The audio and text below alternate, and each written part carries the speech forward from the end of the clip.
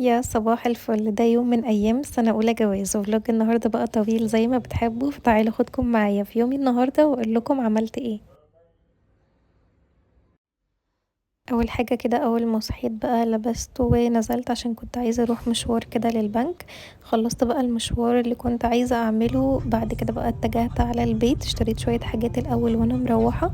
وهنا بقى كنت خلاص روحت البيت وفي الأسانسير روحت بقى كنت شارية طبعا فطار من برا، فول وفلافل وبطاطس، فحطيت بقى الفطار وعملت جنبه كوباية شاي كده وقعدت افطر بقى علشان ابتدي المعركة اللي ورايا في البيت.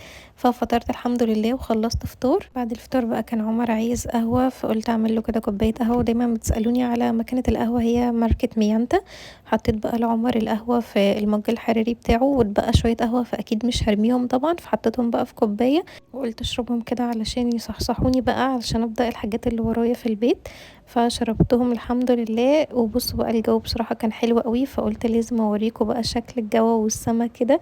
كان بصراحة حلو قوي وعجبني. اشتريت بقى شوية حاجات كده من السوبر ماركت للفطار عشان كانت الحاجات اللي عندي خلصت، واشتريت كمان سحلب، واشتريت بقى جبنة موتزاريلا عشان عايزة اعمل بيتزا بصوص الرانش، واشتريت بقى تونة وجبنة وحاجات.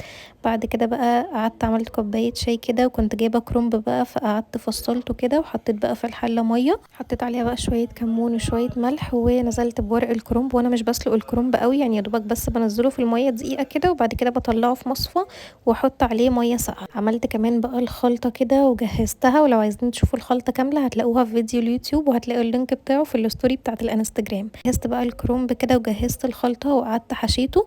بعد كده بقى كان متبقي خلطة من التسبيكة بتاعة المحشي كده، فشلتها في كيس، وكان باقي كمان بصل مفروم.